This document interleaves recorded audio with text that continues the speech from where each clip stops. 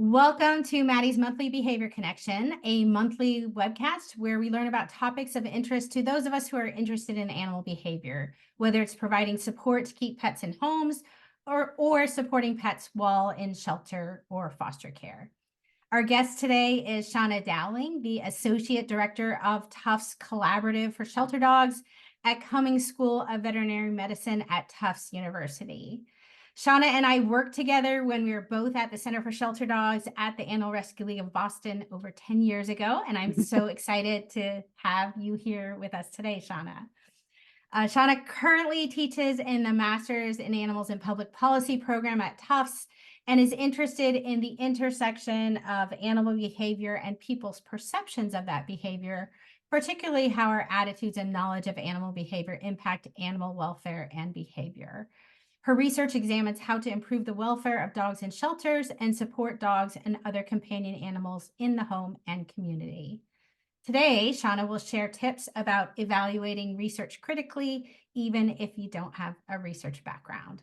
Welcome, Seana. It's so good to have you here. Thank you. Thank you so very much. I'm really excited to be here. So I'm going to share my screen. I have slides. And as you know, and Sheila mentioned, this will all be posted on Maddie's site. I will also be sharing hopefully that's okay, sharing the PDF of the slides and also kind of an infographic with the 10 tips consolidated down in a little more streamlined handout for you as well. So that'll be coming, I guess, next week. Wonderful. Thank you, Seana. Take it away. So yeah, okay. So first thing to know about me is I'm a bit of a research junkie, and I will identify as a data nerd. I love talking about this. It was really hard for me to figure out how to get this down to 10 tips. So I did cram a lot in there, but of course, it was only an hour. I don't want to we're not here all day. So I'm only touching on the surface of some things, but I'm very reachable. My contact information is at the end. Feel free to reach out to me at any point if you have a question. Love talking about this, and I always learn as much from the conversation. So please do reach out if you have any questions. All right, so first thing, I just wanted to get a sense, maybe through hands or in the chat, how many people have been involved in research before? Have you published anything? You've been through that process? Let me get my thing back here. So I'm not sure if you could put it into chat, say yes, research, and oh wow, I see on my Zoom, my screen, it's like hands floating by. I've never seen that before. That's cool. All right, so some folks have. That's very cool.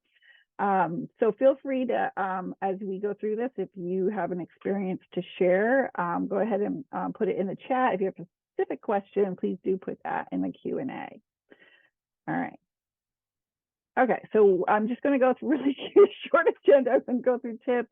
There's some resources sprinkled around, and I really want to try to leave some time at the end for Q&A. So here's my first bonus tip. Question everything. Be a critical consumer of research. Be a skeptical consumer. We don't have to be suspicious, but we should be question everything, be critical, and think about what's there and what's not there. So you'll see that theme throughout this. One thing I've done is I have put in some red flags. Red flags for me are not necessarily indicating a definite problem, but they're an area that you should investigate further, ask some questions about, think about how that might impact the results or how you use those results. So I've sprinkled those in throughout the slides as well. So first I'm going to move my bar here. First tip is, I would say, it's find the original source of information. We are awash in data and research. There's an ocean of it going on around us, which is wonderful, and especially in animal welfare, the amount of research related to animal welfare topics and animals and in shelters and rescues and fosters and homes. It's just like exploded. So that's awesome and amazing. But what that does mean is a lot out there. So you're going to hear about it from all different sources and different places. And the best thing you can do is go find that original source material. So usually that is a research article published somewhere, or a conference presentation, sometimes a report from an organization. So try to cut out that middle person. The popular media loves research studies. So I always share with my research methods students a John Oliver clip, which I thought was probably not appropriate for this webinar, but it's where he shows some clips of like Good Morning America hosts talking about a research study that found chocolate is good for us, it's good for our health. And there is some research out there, but the headline was like totally overblown. We should all be, everyone was happy and thrilled to be eating chocolate on set because of this study. It's like, okay, if that was your only source of that information, that's going to lead you to the wrong idea about chocolate and your health. So cut out that middle person and go right to the source of the research. Some places define that. I use Google Scholar a lot, PubMed, Science Direct, lots of other specific research databases that are out there. Obviously, reports are out there on different websites, and like I mentioned, conference presentations. Now, you're not always going to be able to get access, unfortunately. We have this traditional model of publishing that came from print publications, where publication houses printed all the research articles and journals and ship those off to libraries who subscribe to those, paid big bucks for those subscriptions, and then you go to the library and get that information. So it was a little bit behind a firewall. If you didn't have access to the library, you couldn't get access to those studies, and that is still true today. A lot, even though some journals are still printing. Many have just moved to a fully online model, but they're behind a firewall. So you can usually get the title, authors, affiliations, and the abstract, but you can't get into the details. So I'll give you some hints on trying to find, and get access, but sometimes it's limited access. Now there is a model called open access, which is where if it is a traditional publishing house, they will sometimes publish open access articles, and that's where the authors have paid for that that study and article to be out and available to everyone. And then there's some journals that have come, really grown in the last couple decades where they're fully open access. So everyone who has an article published has paid that publication house to publish that. But unfortunately, that has now led to a proliferation of these pay-to-publish journals, which are often not very reputable. They're really a business focused on taking money for publication. So you have to be really careful now when you're finding open access research, that you get to know the journal and some markers of that. And then really, if you're reading the research, using that critical eye, hopefully some of these red flags I'm going to share with you, because there's a lot of research out there now, which is, I will just be frank, not great, very concerning. One study an organization did looking at this paid to publish model, they found one researcher in another country had about 1,400 publications to their name in 1 year. So like, however they figured it out, they were like, okay, every 5 minutes that person was publishing an article. That is just not possible. So that's a real concern. That person is paid to get their name on to articles, and who knows how these articles are getting produced. There's a lot of AI articles now. So it's not saying open access by default is bad research. It's just saying there's a lot more of this pay to publish, and so you need to be careful as you're finding and consuming research studies. So this is a typical process here where authors submit to a journal. There's an editorial review to decide, is it fit for the audience of that journal. Then it goes out to peer reviewers who are usually not paid, and goes to 2 or 3 reviewers. They review, the editor sends back the review and asks for changes. The author makes some edits, then it kind of goes back in to peer review. And at any point, the editor can decide is this an accept or reject. Sometimes it's reject with revisions and resubmit. So this is kind of what it more looks like. And I'm not going to go through all these steps, but there's all these different layers of kind of checks and balances, and it relies on this peer review process, which traditionally was blinded, so that reviewers didn't know who were the authors and authors didn't know who the reviewers were. That's a little different now. Sometimes you do find out in an effort for more transparency, which can be good, but maybe has a downside too. But anyway, this is the traditional process. What can happen is it can get shortcut in some publishing models. There are biases with that pay to publish. Even if the research is great, the journal is great, you have to think about, well, who has funding to pay for those articles? That doesn't necessarily come, like universities are not handing out checks to pay for research studies to be published, so it has to be built into grants. Not everybody has access to those grants. And then certainly some of the less scrupulous companies who are using the pay to publish model, I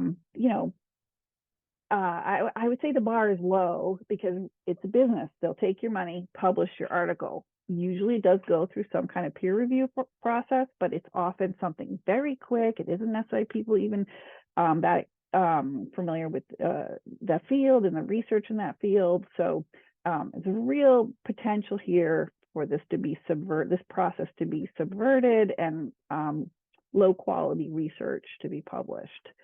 And sometimes you can tell if sometimes like reviewers get 2 days from these places to do a review. I mean, you can't even really get into a paper and get it back in time. So, and they do, a lot of journals do publish the timeline when the paper was submitted and when it was resubmitted. And, if you see something like 3 days, it was submitted and 3 days later it was published, that can be a red flag.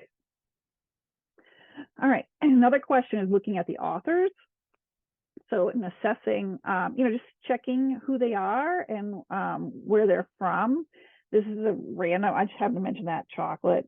It was in that John Oliver video. So for whatever reason, I went and Googled for chocolate and health benefits, and this came up. And then I noticed that the first author, Rosa Ledesma, is from the Alpezi chocolate company. Well, that's interesting to me. Okay, I'm not necessarily saying that person is biased, but it does suggest she's coming into this study with a certain idea in mind, right? So does it mean that this paper is bad and this research is bad? No, but it's something to look at further. So any published research is going to have the author names and affiliations there. And that's something, if you're I don't know this journal, food chemistry, I don't publish in this area, I don't know these authors, so it's really difficult for me to judge who they are and where they're at. But, we live in the age of the internet, we can do some Googling. If this person has never published anything else or anything in this area, I might be like, oh, okay, what's their experience then? And I might look more carefully at certain things versus if I found out that she had published 50 articles in this area in very high quality journals, I'd be like, oh, okay, she definitely has a reputation and a certain amount of credibility. A lot of journals now ask you to declare the contributions of each author. So this is from a study I will share later, and this just documents who contributed to what. So again, looking for areas of possible bias in terms of who's doing it, their experience, and their affiliation. All right, and then of course, a big one to ask is who paid for the research. In any published article, you have to declare your funding sources and declare any potential competing interests. So for this study, I looked and they're saying, nope, they have no known competing financial interests or personal relationships that could have appeared to influence the work reported in this paper. I'm like, okay, it looks like she's at a chocolate company, but maybe if I went and investigated it, it's actually some kind of national organization that funds all sorts of different studies related to chocolate, and they're a nonprofit or something like that. So, always be checking that declaration of competing interest to look for conflict of interest and any acknowledgments. All right, another one is looking for so another idea related to finding the sources is, I mentioned, sometimes you can't get access to the original research articles behind a firewall. Well, there are some ways to get around that and see if you can find some other ways to access. I don't have it on here, but first and foremost is you could email the authors and ask for a copy. That's allowed. So you can email them. There's always a contact author on each article, and they're allowed to share that with you. They can't, like, when it's first published, it's usually embargoed, so they can't put it right up on their website to share because, a publication company has invested resources in publishing it, but you are allowed as an author to share it. So email the authors and see if you can get a copy. Sometimes you can get it at kind of clearinghouses, but you can sometimes just Google the title. If it's an older article, you just Google the title or the authors, and somebody has posted it somewhere, so you can grab it. And certainly look for science writers and other researchers and different organization blogs. Like we have Maddie's Fund, of course, AWA, ASPCA, Humane Society. Some of you may know Zazie Todd, Dr. Zazie Todd, who writes the Companion Animal Psychology blog. There's Faunalytics. There's a bunch of other ones, like some very credible places that pull research and break it down in a digestible way and report and summarize and report on it. And so they do great work sharing that information. All right, tip 2, reading the original source. So that's related to number 1, find it, and then if you can, read it. And getting familiar with the formula for research articles, that will help you develop a critical eye. I know if you're not used to reading research articles, they can be pretty dense and difficult to wade through. I get it. I read them all the time, and I find that sometimes too. So, but if you do it a little bit here and there, you get a little more comfortable with that format. There's usually a formula or structure. It varies a little bit depending on the field and discipline and the journal. Certain things are certain places, or there's a certain flow that might be a little bit different. But in general, once you get familiar with that formula, you can start to find what you need and what you want to pull out of that article. So one thing to keep in mind is there are different types of scholarly articles. Empirical research articles are original research or using past collected data and analyzing it and presenting it. But there's also case studies and systematic reviews and meta-analyses. And then there's like short communications, which is like a study that maybe just has a small amount of information to share. And then there's kind of theoretical articles or book reviews and letters, which are more like opinions or like information that somebody wants to share. It's not research based, but it's research related usually.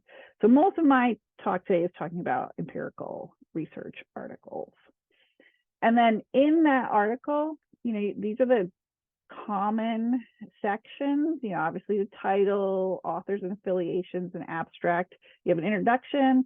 The whole point of an introduction is to declare the purpose of the study, the research objective, the research question, to give you, the reader, some background and to help you understand why it was important to do this study on this topic. It's the rationale. Sometimes they're very long, and sometimes they're very short. the best thing I usually do is, if I'm trying to read something fast, I read obviously the title, authors, and the abstract, but I might look at the first paragraph of the intro and the last paragraph to get a feel for, okay, is this important to me that I want to spend the time reading it more in depth. The method, of course, is the what and how of the study was done. Results are what they found. There should be no interpretation in there, unless it's like a qualitative study. Qualitative sometimes reports, results, and discussion together. And then you have a discussion, and the whole job of the discussion is it's a place where the authors interpret the results and put them in context in a wider field. They're going to talk about limitations and applications and future research. And then, of course, some of the declaration. And sometimes these look a little different. These are from two different journals. Sometimes they're called methods, sometimes they're called materials and methods. Sometimes things are in slightly different places, but it's generally the gist. All right, so tip number 3 is alignment. So now you know what's where in the article. You want to be thinking, how does all of this line up? Because it's supposed to line up. It's supposed to have a research question and a rationale that makes sense. Then there should be a study that's designed for that, to answer that research question, and a method that supports answering that research question. The data analysis need to be appropriate to the research question or purpose and the data that were collected. And then the conclusions have to be based on the results that were found, the method that was used, and be framed within that research question. So all these things need to line up. If you have a research question that is asking something about maybe the effect of a manipulation or an intervention, and then it's not an experimental design, it's a non-experimental design, those don't match up.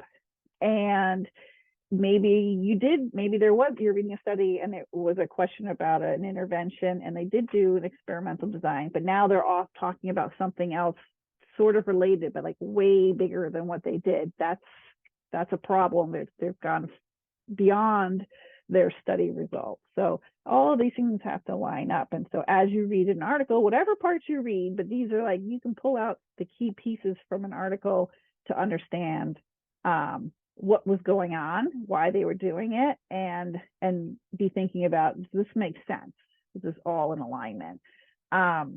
And even if you can't get the full article, you can get a lot from an abstract. So, and certainly from sites that write up summaries of research studies, or an author sharing on their blog about their study, you can get a lot of information there and look at the same thing. So one thing to think about is different designs. This is kind of my cheat sheet and how I think about research designs. We have quantitative methods, which are experimental or quasi-experimental and non-experimental. And we have qualitative methods. Qualitative is like unstructured data. So it might be interviews, and then we'll have transcripts and lots of words to look at. We might make observations. Now we could make observations and code it into quantified data, or we could make observations and look at it thematically. So qualitative methods are usually small samples, and you're not trying to generalize, you're trying to dive deep into gain insights and understand kind of lived experiences and perspectives. And then you have some other different designs like program evaluation or case studies or other things. So in quantitative, experimental and quasi-experimental studies are trying to determine cause and effect. So they're very concerned with internal validity. What happens within that study? They're trying to standardize, minimize the influence of outside factors and look at the cause and effect. Quasi-experimental study just means it's an experimental study where they had to use pre-existing groups and they couldn't randomize participants to different groups. Whereas non-experimental studies, there's no manipulation. The researcher is not manipulating anything. The researcher might be comparing groups, but the researcher is not manipulating anything. And non-experimental is more exploratory or descriptive. Sometimes it's called correlational research. And that's concerned with external validity, which is the ability to generalize to a larger population. So some red flags here with alignment, right? I mentioned the research purpose drives the design and method, drives the analysis, and then the conclusions and applications. All of these need to be aligned and in the same frame of reference.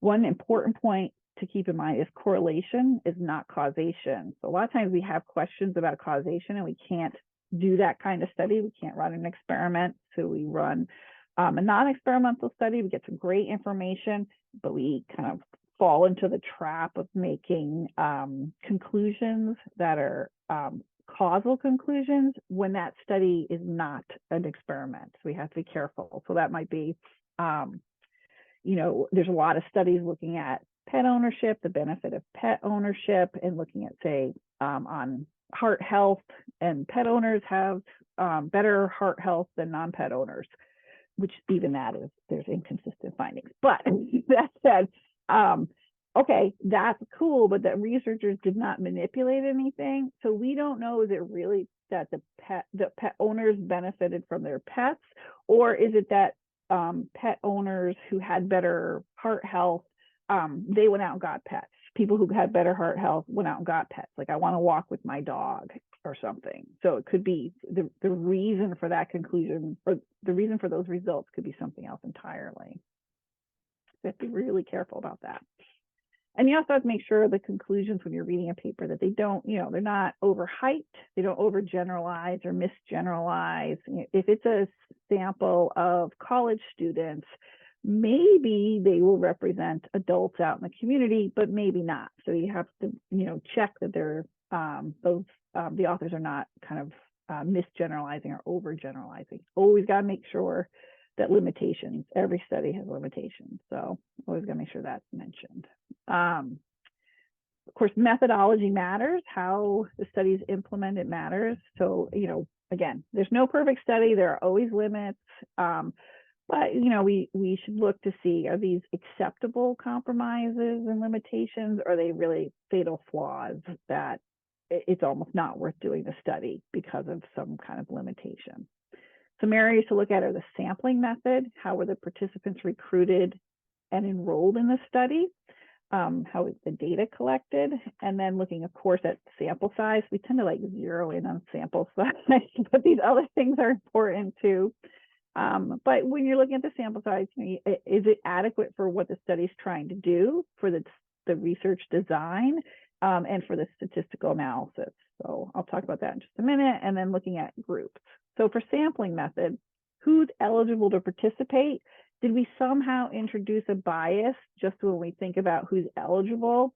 Maybe in how we collected the data. If we're trying to reach all pet owners and we're doing an internet survey, that in and of itself limits who can take the study. And so maybe that is a small limitation, but depending on what you're trying to do and what you're trying to look at, if people don't have access to the internet, maybe that actually is a big limitation, a big problem you want to look at. So if you do a social media recruiting, Facebook, Instagram, TikTok, okay, but that's not everybody. Believe it or not, that is not everybody out there. And so who are you missing? And then how do you enroll them? How are they able to participate? That's the data collection. So where's my flag? There it is. Different sampling methods can introduce bias. And that bias is often in terms of representation or generalizability. And like I said, we're always compromising in our method, but we have to be really, it's important we're aware of how that might limit our conclusions and is that acceptable or not. All right, so for sample size, there is no magic number here.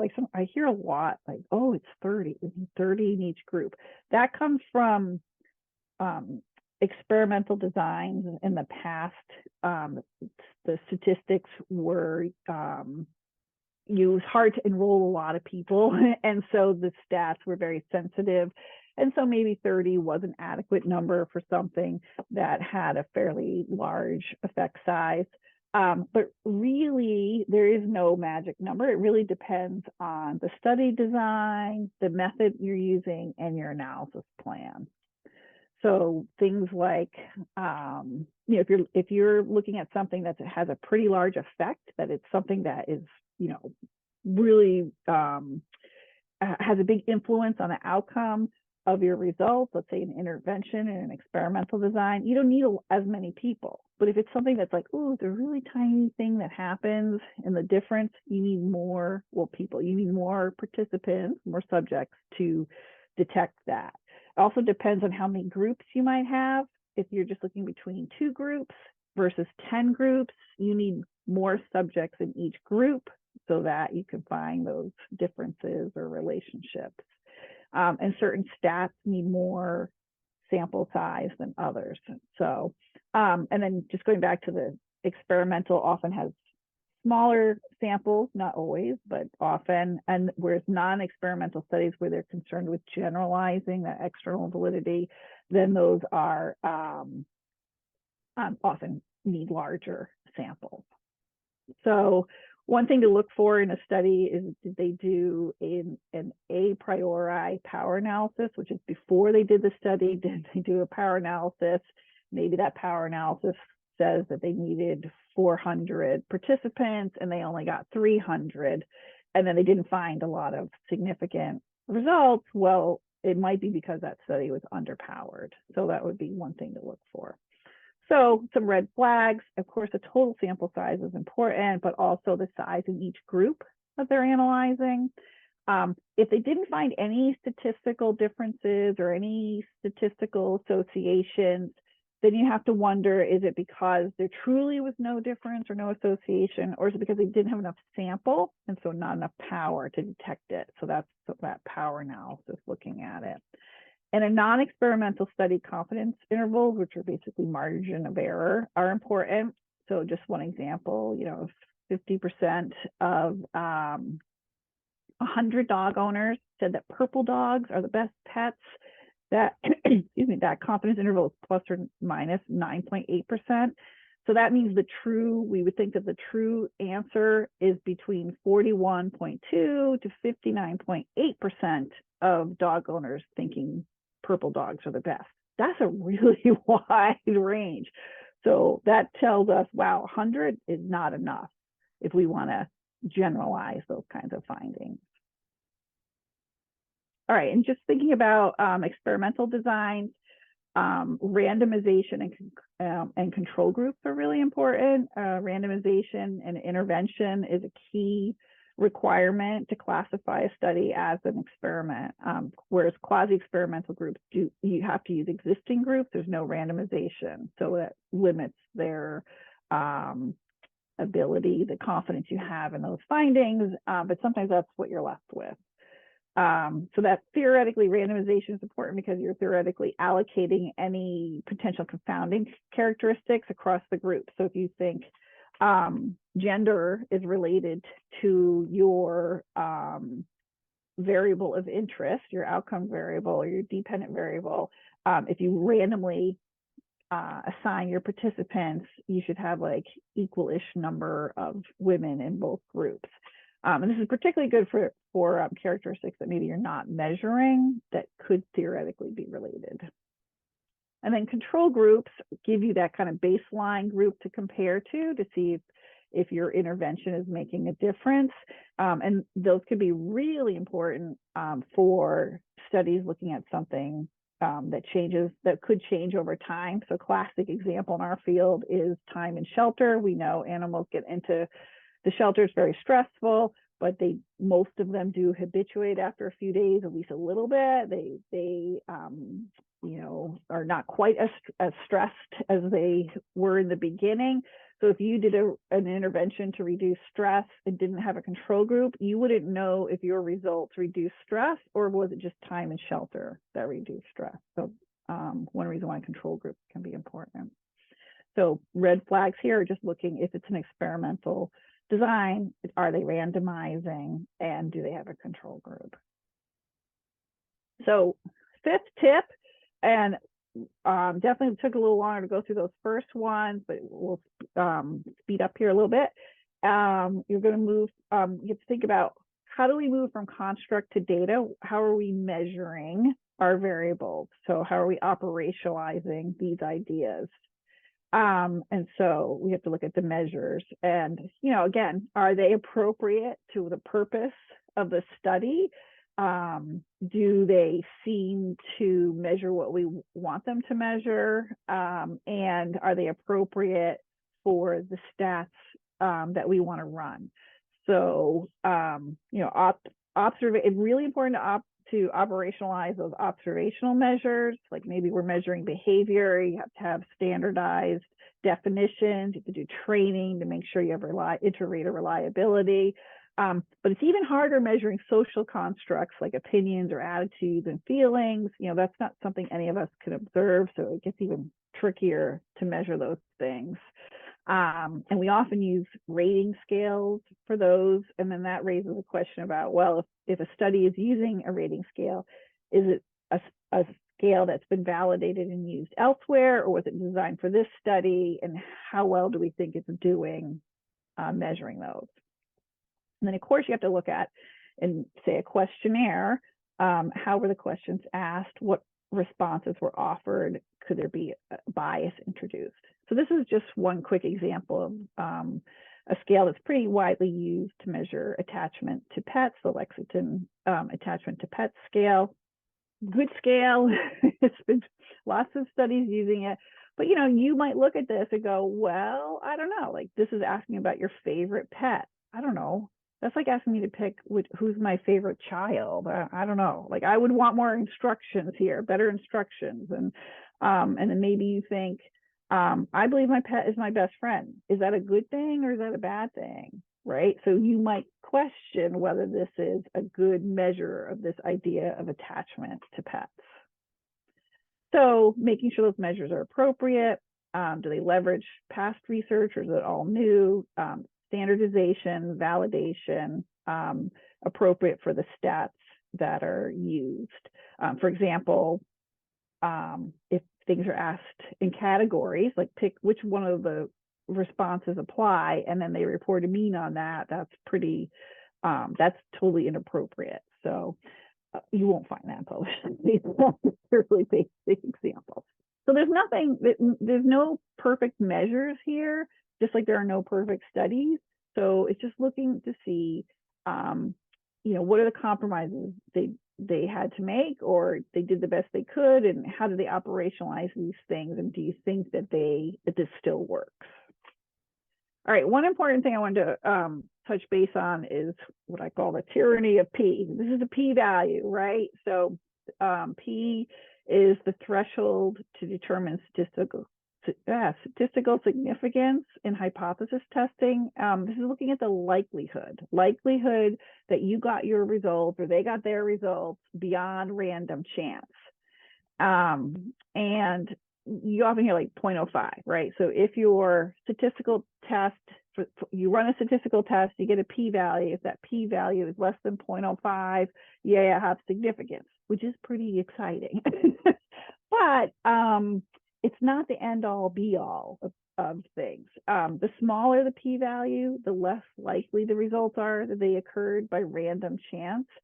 But the p-value doesn't mean that the null hypothesis is true or false. It's just talking about a likelihood. And we often forget that it's a likelihood. And we're usually like, oh yeah, my p is 0.02, it's less than 0.05. Woohoo, I found the truth. I've proven my idea is true. And that's just not how the p-values work. It's evidence in support of your hypothesis. But it does not mean it's conclusively proven. It's only talking about likelihood. So, we don't want to get too hung up on this. And this raises a question about, it's not the only measure of the importance of those results.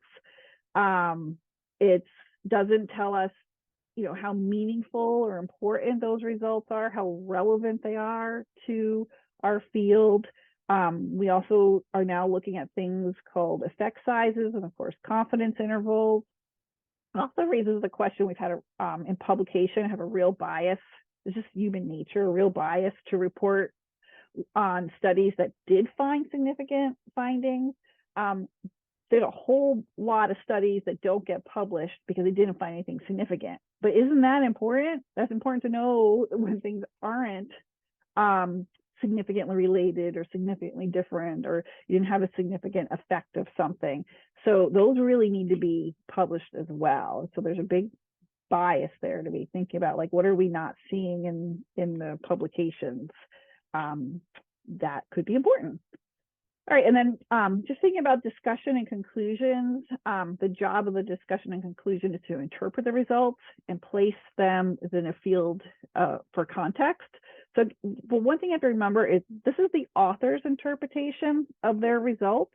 So it's your job as a reader to review that critically. Just because they said that's what they think it means doesn't mean that's what it means, right? Like, look at it and see, hey, did they compare it to other studies? What do they think was going on? Is it similar or different?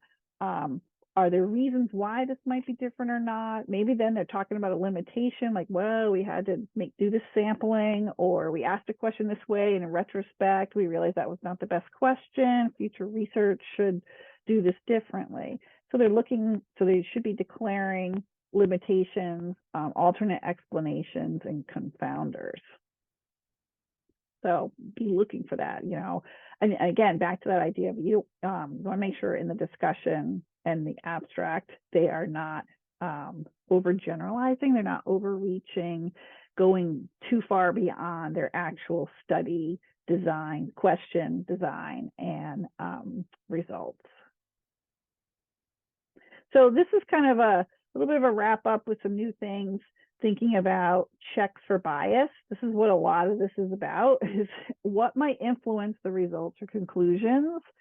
So, you know, what was the question that was asked? What's the purpose of the study? Right then and there, we might be asking questions that could reflect or create some kind of bias that could influence our results.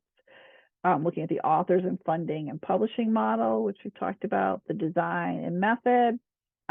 One thing related to this is selection bias.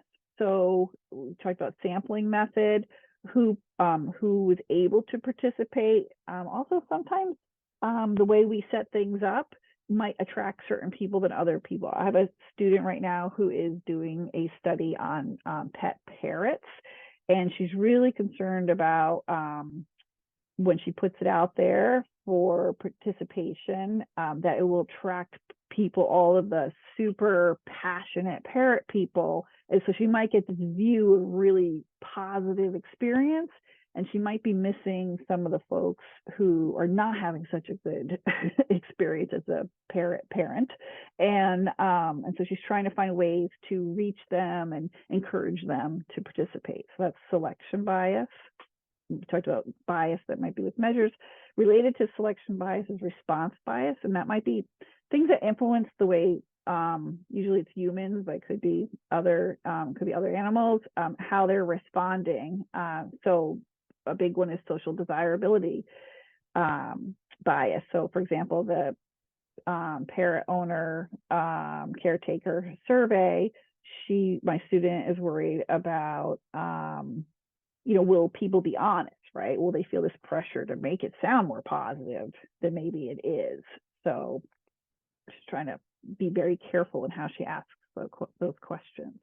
Talked about publication bias, p-value bias. And of course, we also have to be aware of societal biases that influence the entire research and publication process. We have pretty explicit ones where people from different groups and identities are not given opportunities to participate in research. We're not able to access funding. We're not able to be published.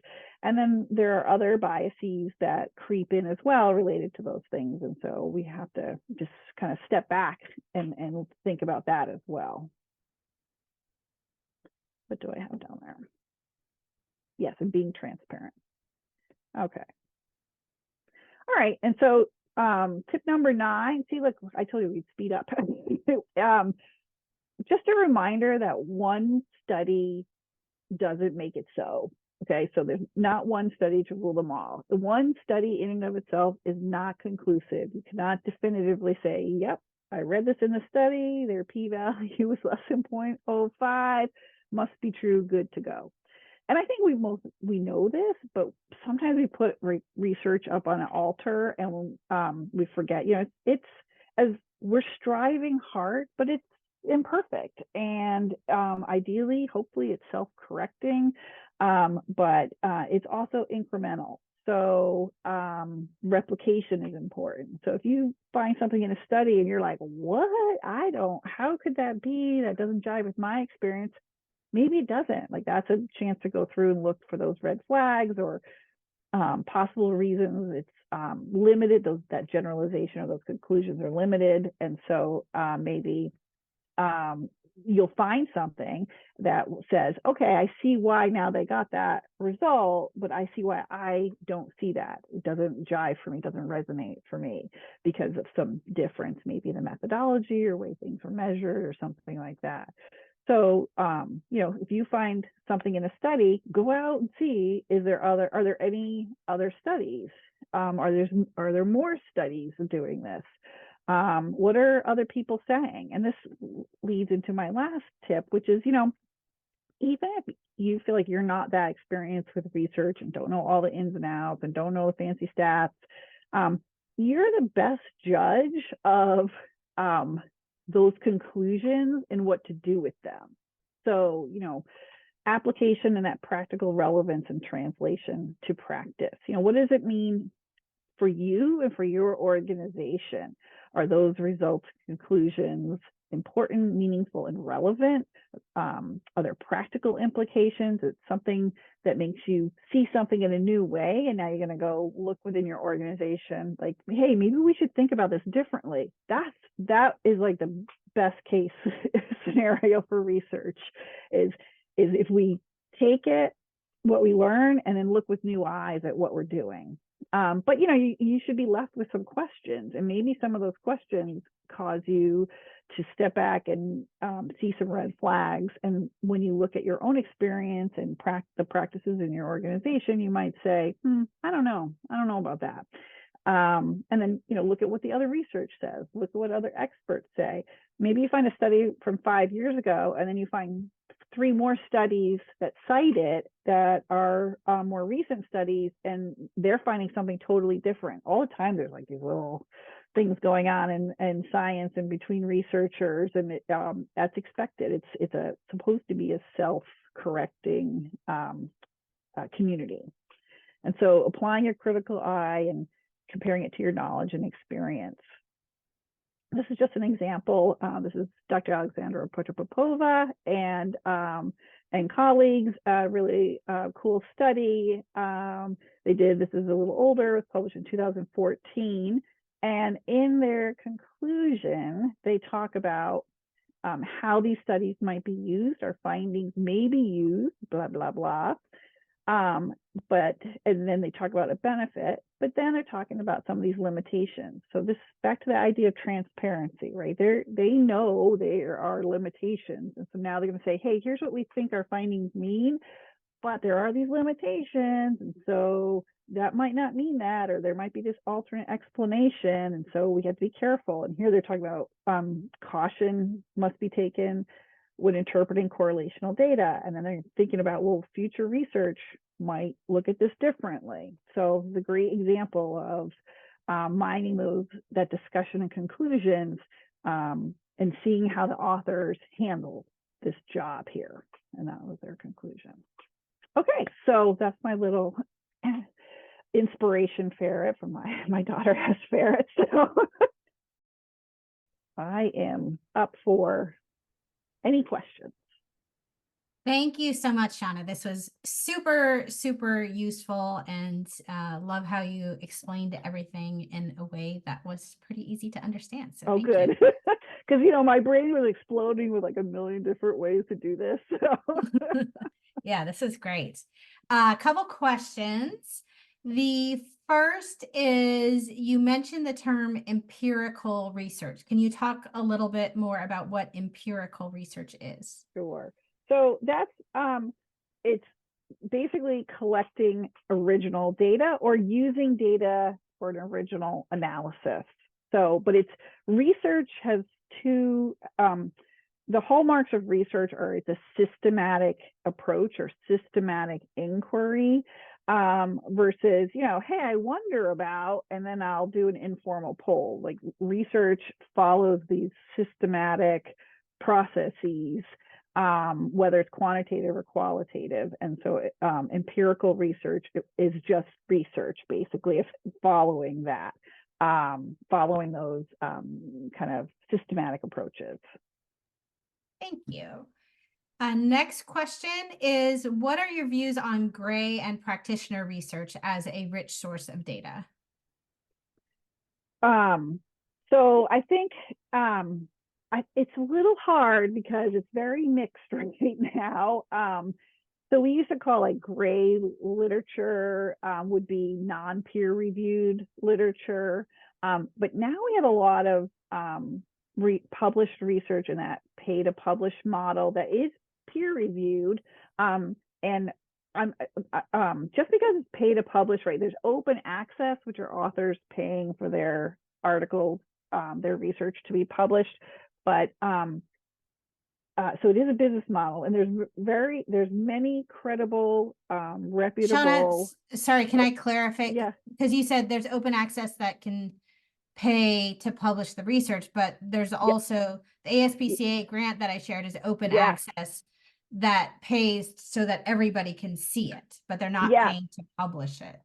Yeah. Right. So, right. So thank you. I'm trying to I probably wasn't clear my distinction. So open access is authors are paying the publication company to take away the firewall, right?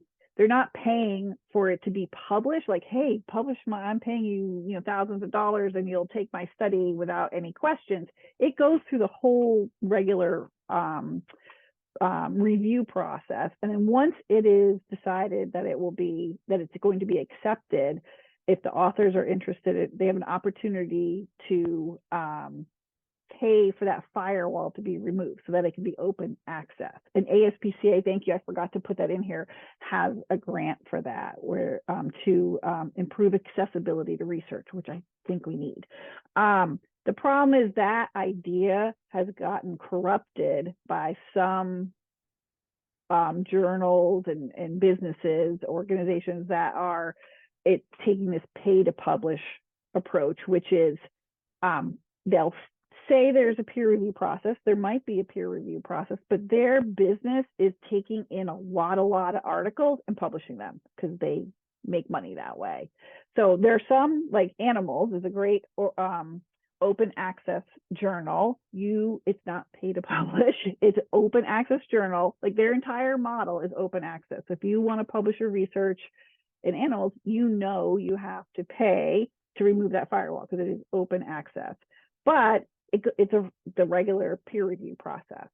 That's different than some of these kind of nefarious companies that are just churn machines. But the problem is it's hard to tell if you're not in there all the time. It can be hard to tell. So that's why it's like a little complicated in figuring this out. I think there's a lot of great research out there that doesn't go through a formal peer review process. It just means you got to look a little more carefully and closely because it hasn't had those extra sets of eyes on it that have helped improve it and kind of have assessed it. I hope that answered the question. Yeah, I feel like that answered the question really well. And I would suggest that if you're looking at a research article and you're not sure, you're wondering whether it comes to pay to publish or what's behind it, post questions about it on Maddie's Pet Forum. These types of discussions, I think if you have a question, lots of other people have questions, and it can create a discussion so we all can learn from it. All right. Any other questions before we finish up today? All right. And please do reach out if you have any questions or something comes up. But obviously, go to the forum. I'm going to be in there checking. I'm happy to answer anything. And then certainly feel free to reach out. So I'm going to stop sharing, and then we'll Wonderful. wrap Thank here. you so much, Shauna. And for all of you for watching today's webcast, as Shauna just said, she'll be available on Maddie's Pet Forum to continue the discussion. I just added the link to the chat. Feel free to post more questions there. Thank you all so much, and we'll see you next time. Thanks, everyone.